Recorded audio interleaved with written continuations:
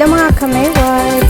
Magandang hapon po. No? Magandang gabi po sa inyo mga ka-Mayward. Alexander, Lexter, Jules, nagbabalik. Nako, masayang-masaya na sana ako kanina mga ka-Mayward dahil sa ito nga, nakapagsabi sa atin si Ching Emmanuel ng na si Edward ay minention si Maymay Entrata kahapon sa I Want ASAP. Pero ngayong ngayong gabi po, kasi magagapi na po dito sa Dubai, ay nakita natin yung post ni Meridel Maymay Entrata. Naku, magiging sad na naman kayo. Bakit? Si Maymay Entrata po, pakinggan natin yung date nila.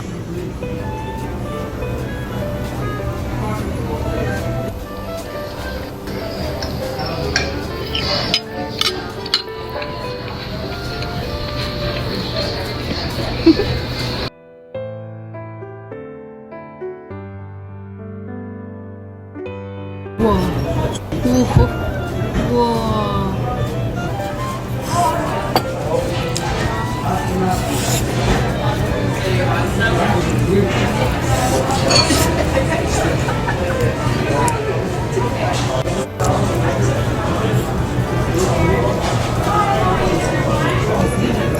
Be careful with the knife.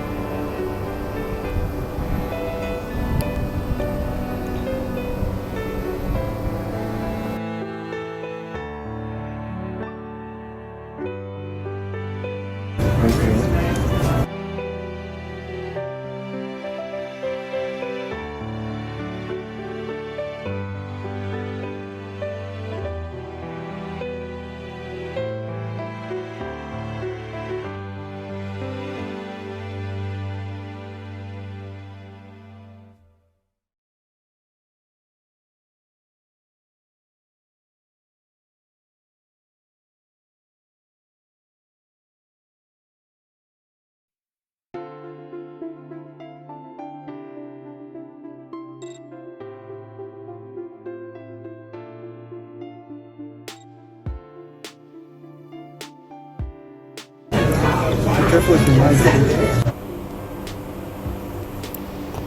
Ayun no, sabi ni Boy, be careful with your knife. Ayun, narinig na rin natin sa wakas ang boses ni Boy Let. Nako, Meridel, be careful. Masyadong caring si Sir para sa iyo ha.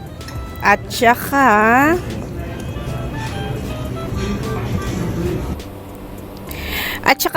diba, ang sabi ng Maydon Shippers na akala nila si Donnie Pangilinan. At now, ngayon narinig natin ng boses, hindi po, Inglesero po si Sir.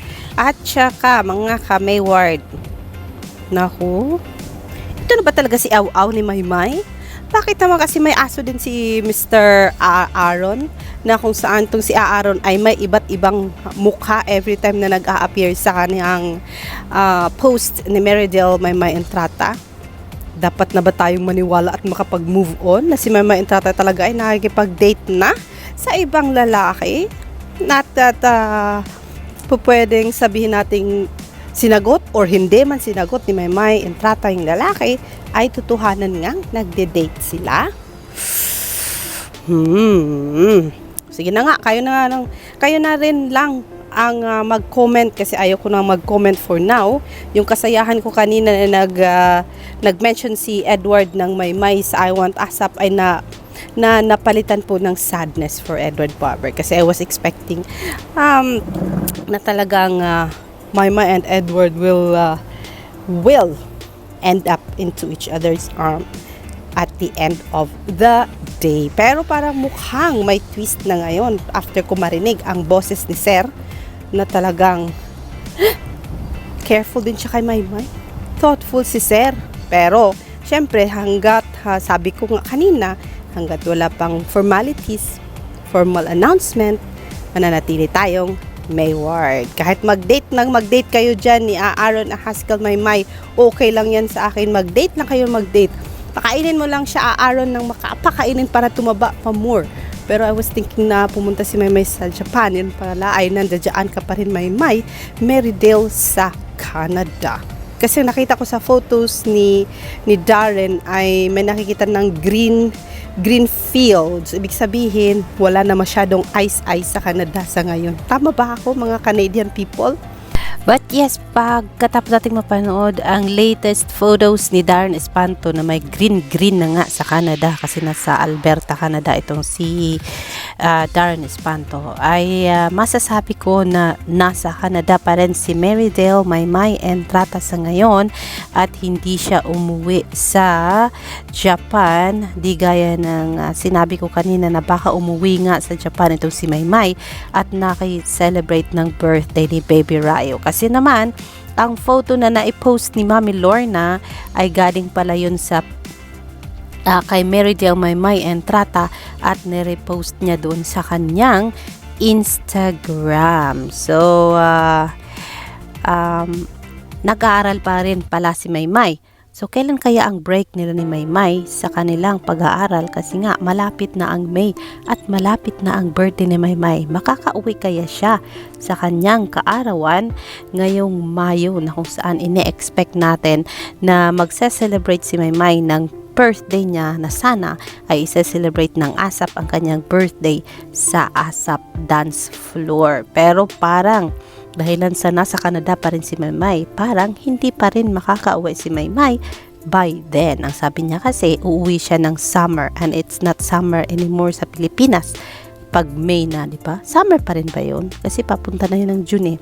June is rainy season na sa Pilipinas.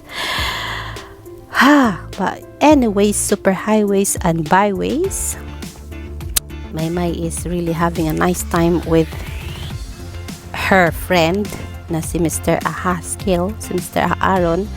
So, yun na lang din. Kasi si Edward din naman ay having his great time with his mommy sa simbahan, with his sister na si Laura, and paparating din si Daddy Kevin. So, magkakaroon muna sila ng kanya-kanyang buhay. Sa kung saan man sila dadalhin ng mga paa nila at ng journey nila at ng kanilang mga pangarap, kung papagsamahin man sila sa dulo ng walang hanggan, tanging ang puhon lang ang nakakaalam. Tanging ang panahon lang ang makapagsasabi noon. Kaya for now, yan lang muna ang ating updates.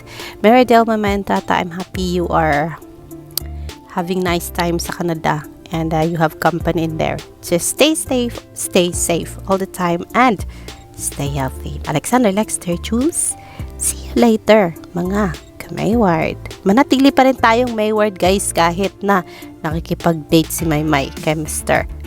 Aaron Haskell. Bye! Yes, yan na muna ang ating maikling update na nakita ko sa Instagram post ni Marydale Maymay Entrata. I will share more later or tomorrow, mga ka-Mayward. Bye for now.